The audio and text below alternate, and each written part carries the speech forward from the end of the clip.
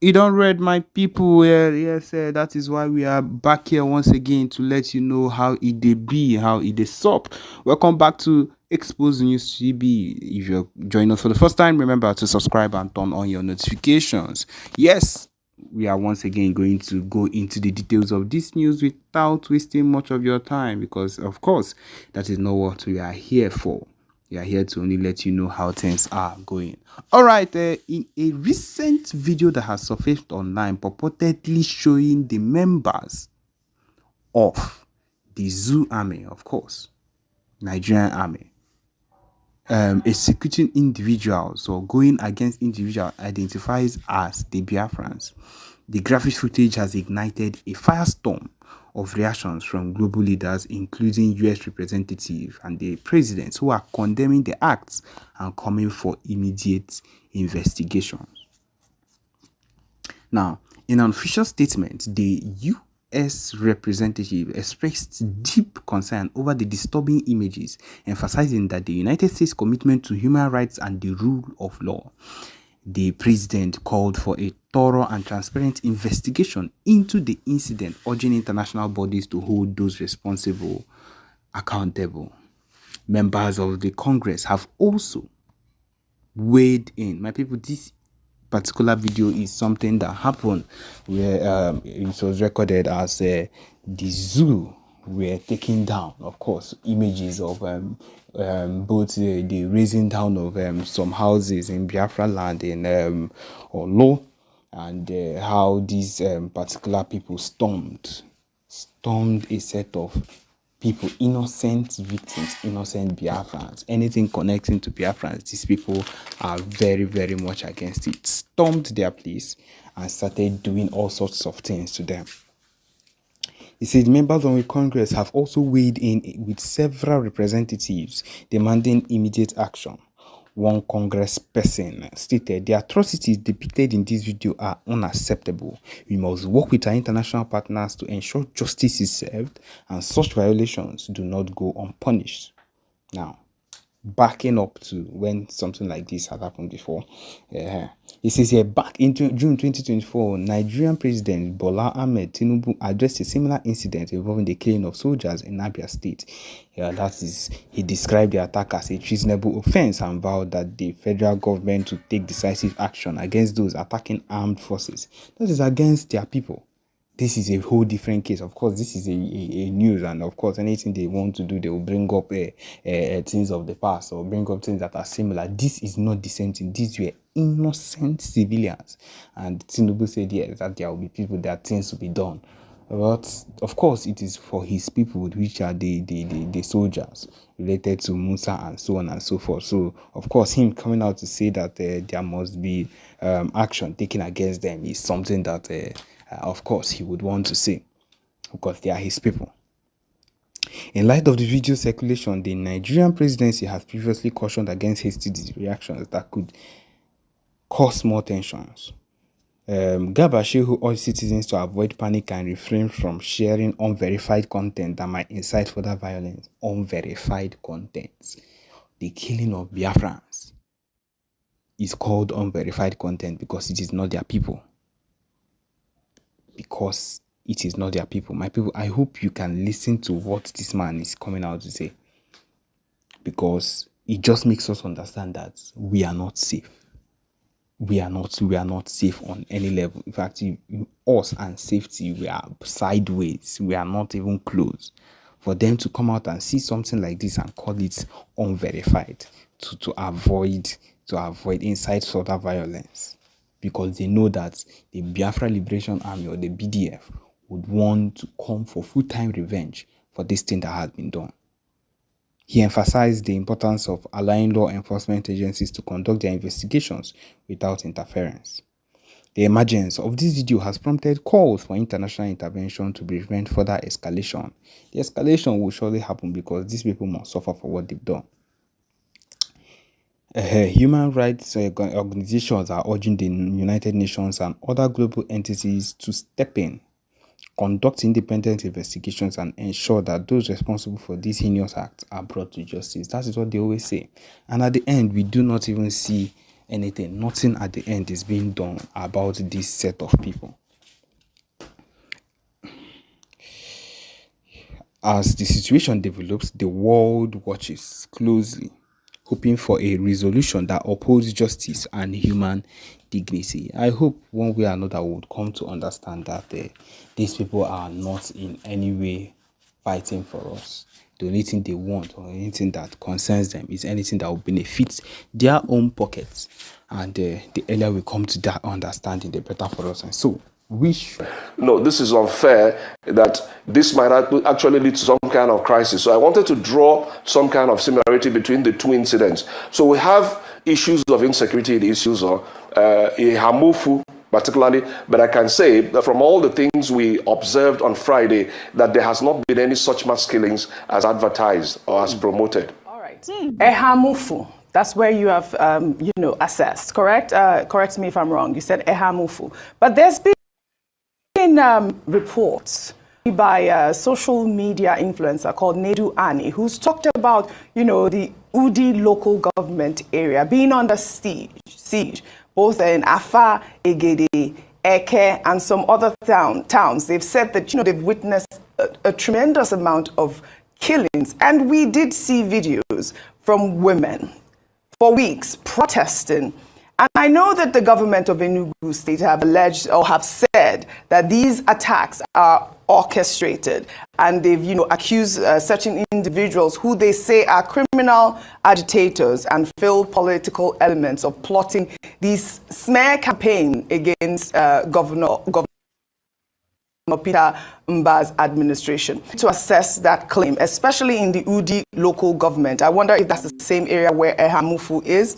And also the claim by the Enugu state government that these killings are orchestrated. Those are the people. Those are actually the people that sent him. I am telling you, you are going to hear something. Those are the people that sent him. They said that they don't want their people to tarnish their names and their government. They don't want people to insult them, to call them names, because they want to continue with their agenda. Ke we turn on the bani to ndị na-akpụ isi n'anị. Ifugo ka enwe ike ịtọnụ ndị be anyị to ndị na-akpụ isi n'anị. Those are the people that sent him. Pay attention, you will see everything. Go that place, I will let you know.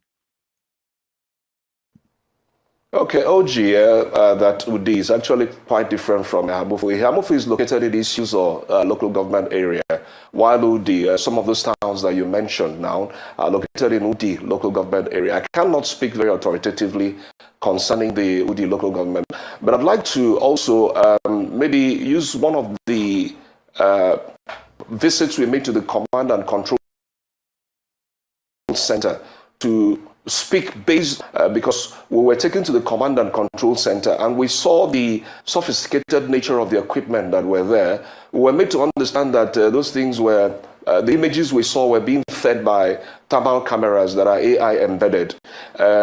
Because from there we could see some of the flashpoint areas in Enugu State where, we had issues of insecurity from time to time. We could see the vast lands of issues. Honestly speaking, I do not know. The security agencies might be in a better position to answer some of the questions you've raised concerning the activities in Udi. But if from what we observed at the Command and Control Center, I can tell you that there are cameras everywhere. I asked a question that they didn't even answer. I said, how were these cameras actually planted? Are they actually in the satellite?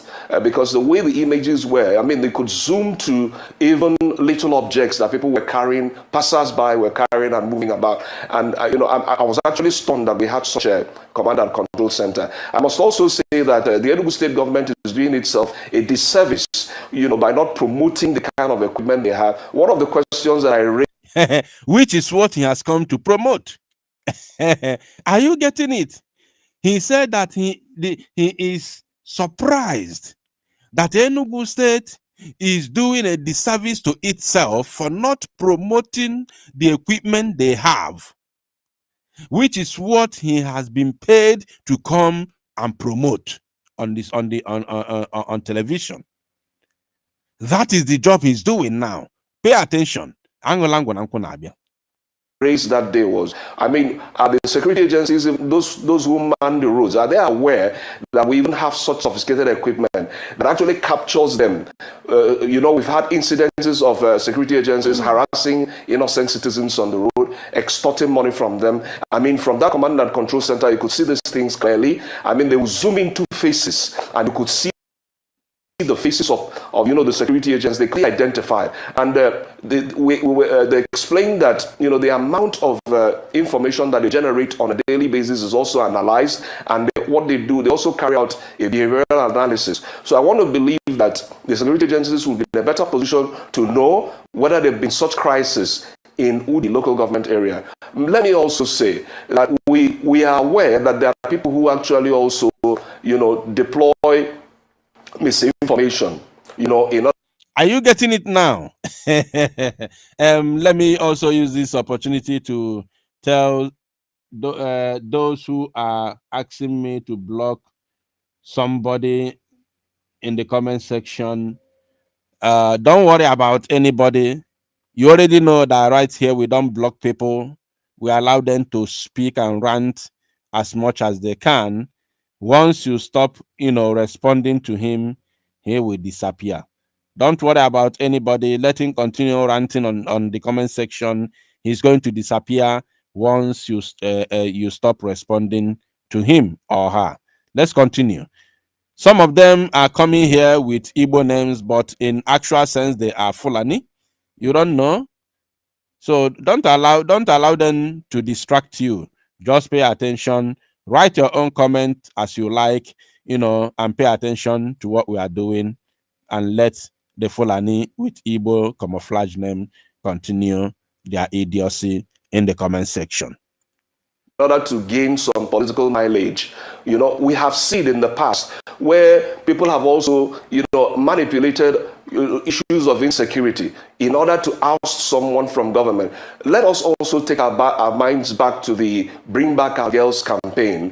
When Goodluck Jonathan was the president of the Nigerian nation, we saw how he was eventually ousted out of office. We know that a lot of the campaign was around insecurity. We saw people who were also, magnifying figures, exaggerating events on account of the fact that they wanted to, gain that political position. Are you getting what this man is doing? He is indirectly campaigning for the local government chairman and Peter Mba that sent him to come and do this. And he claimed to be a journalist who has gone to do an investigative journalism in a Hamufu. Who has gone to do investigation in a Hamufu. That is what he's coming here to claim. To claim as an investigative journalist. He has gone to do investigation in a Hamufu to ascertain the damages, the level of damages in a Hamufu.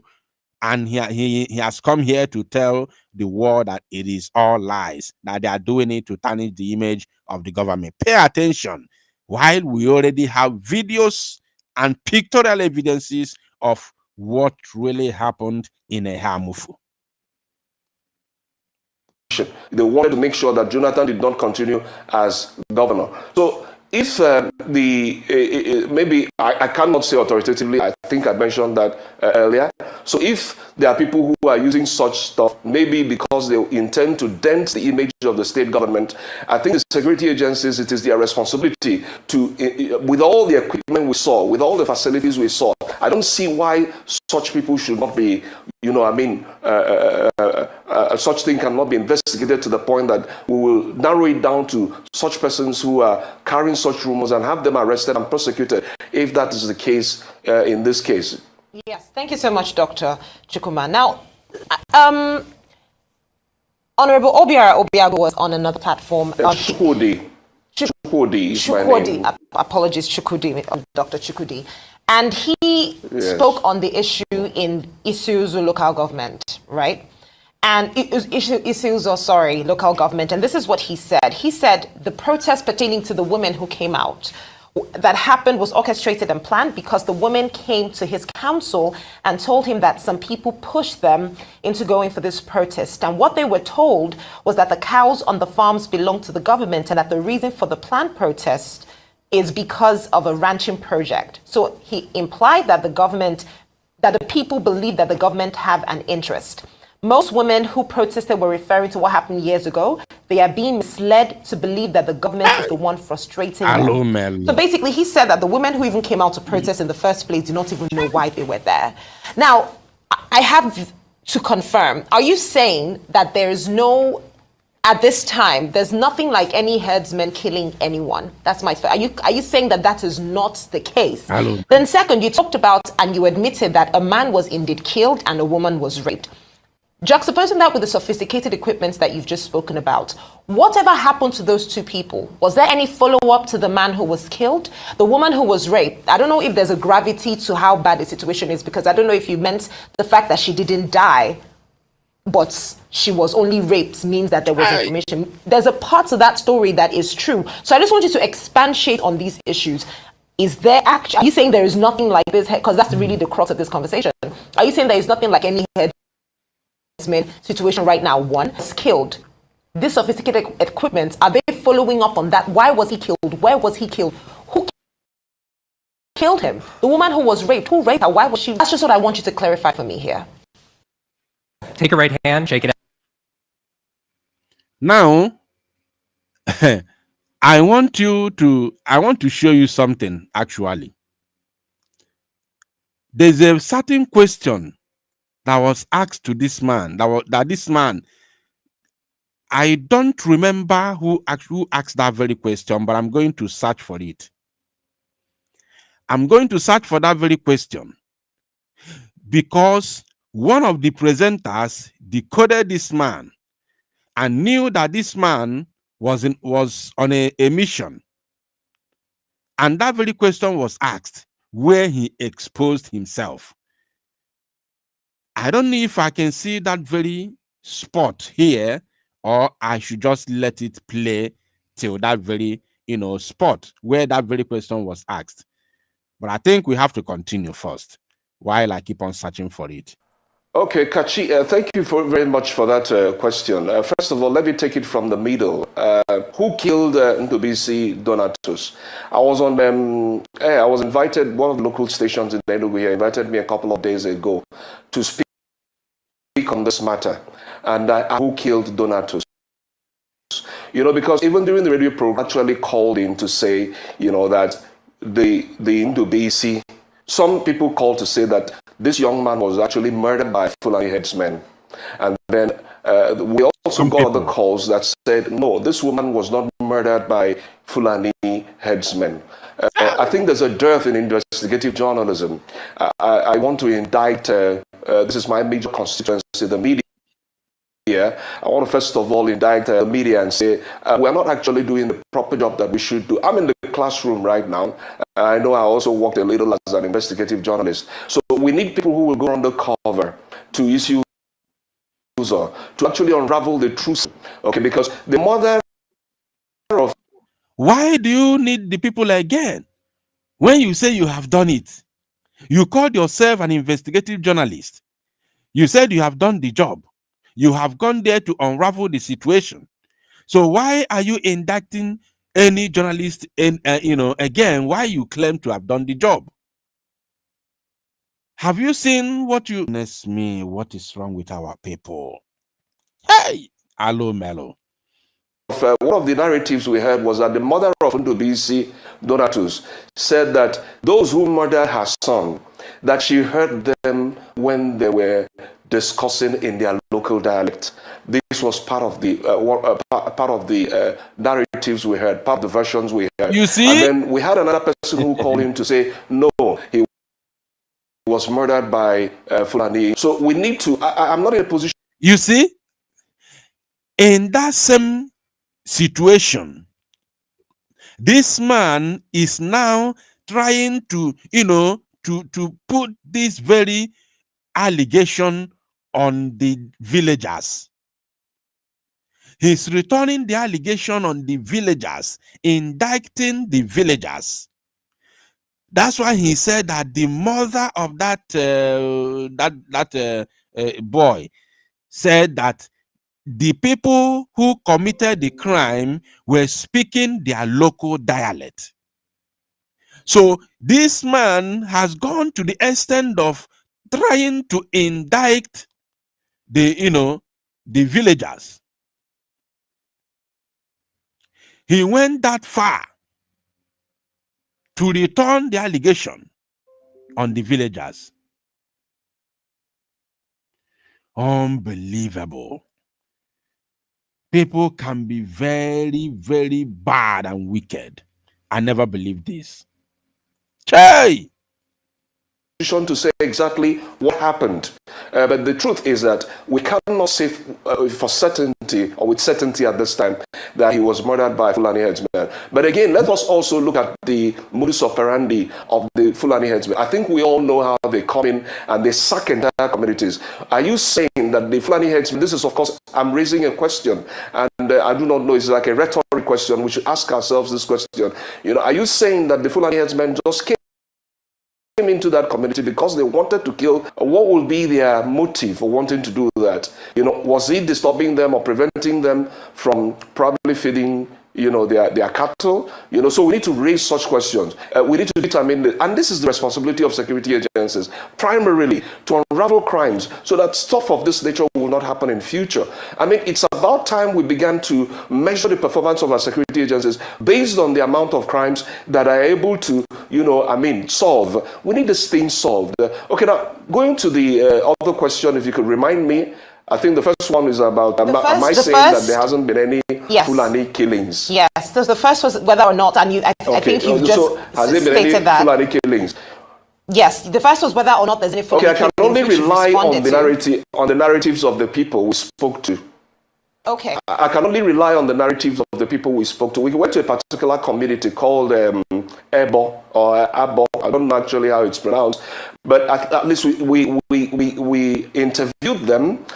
One of them said that the government has the capability of preempting some of these crimes and stopping them even before they happen. All right. Can you clarify for us at whose instance your fact-finding trip? This is it. This is where I have been waiting for. Let's listen to this. Clarify for us. All right. Can you clarify for us at whose instance your fact-finding trip to that area was? Were you invited with the other journalists that you embarked on it? Who coordinated it? I'm asking so that we can be better informed about the criticism that has trailed the reluctance of different government agencies to respond in the manner that locals will appreciate and applaud. I like the fact that you mentioned how the local government chairman spoke to you, but preponderance of news in the media is that he hasn't done much and that the locals are not particularly feeling him. So I'm interested in how you were channeled into that area, and then your exact assessment of the intervention from the local government authority, and in particular the state government at this point in time. I appreciate the fact that you said that what you met on ground is not as dire as what is being reported, but then the response of government, for as little as that you have seen, people are dying, people have been raped allegedly, but then we're saying that, it's not as bad as people are saying. 7 reasons why this.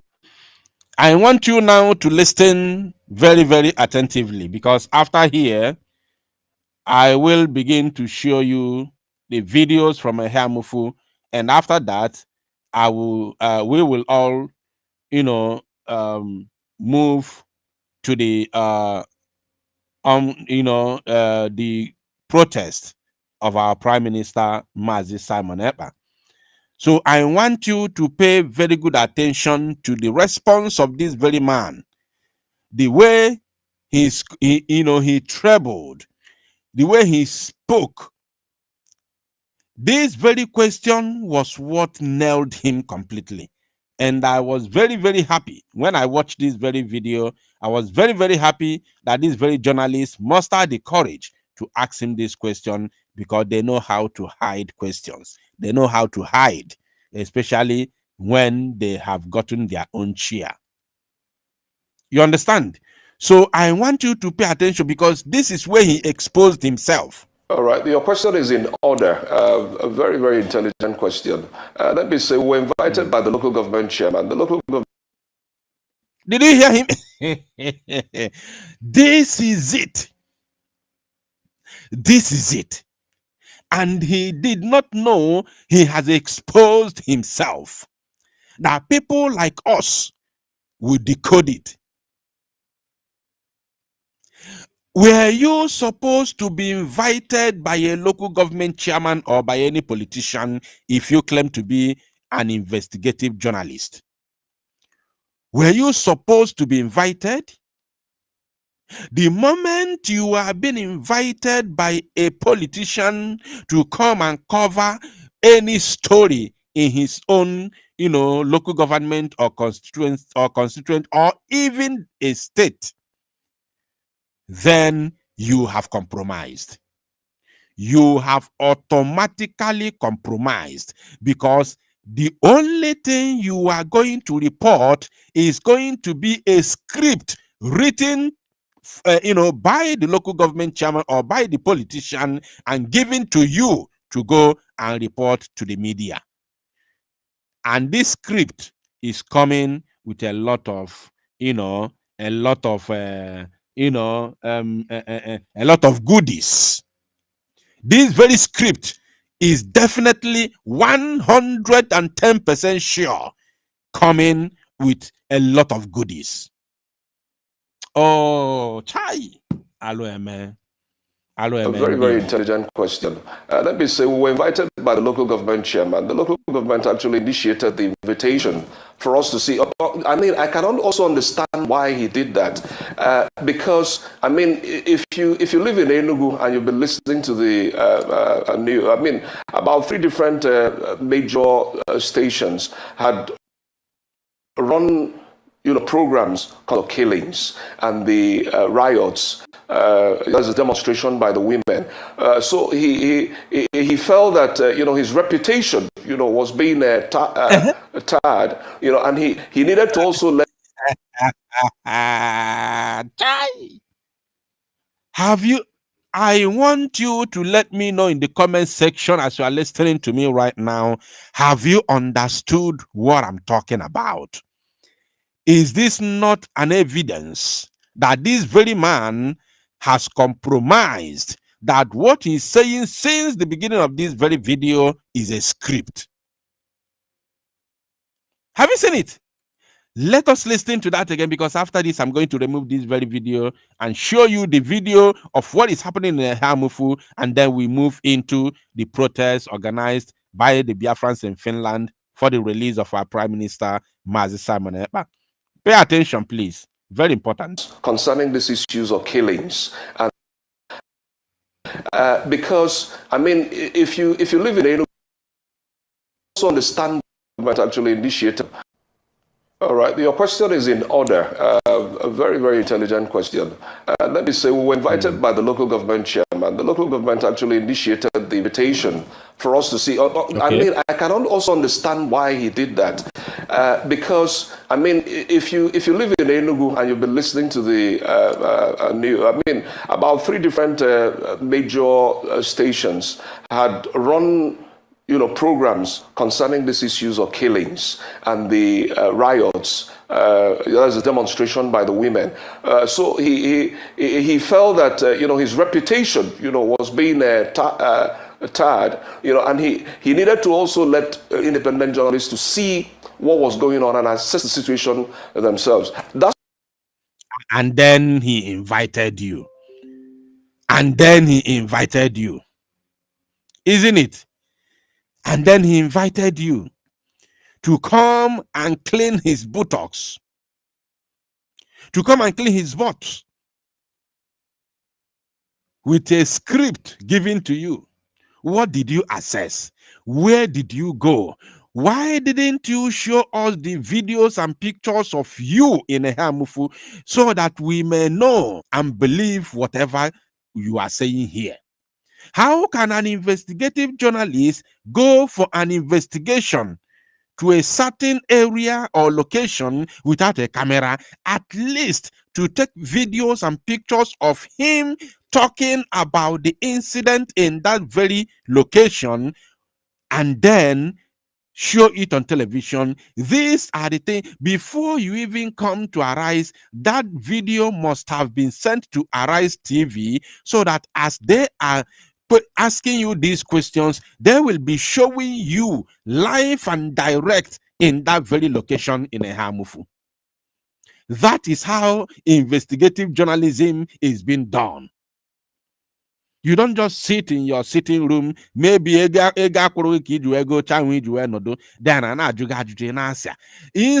the Arise News showing us your video while you are walking around up and down in a Hamufu, pointing hands, showing us this place is this is what happened here, this is the woman that you interviewed. Where is the video of that interview that you claimed that you to have granted to that very woman?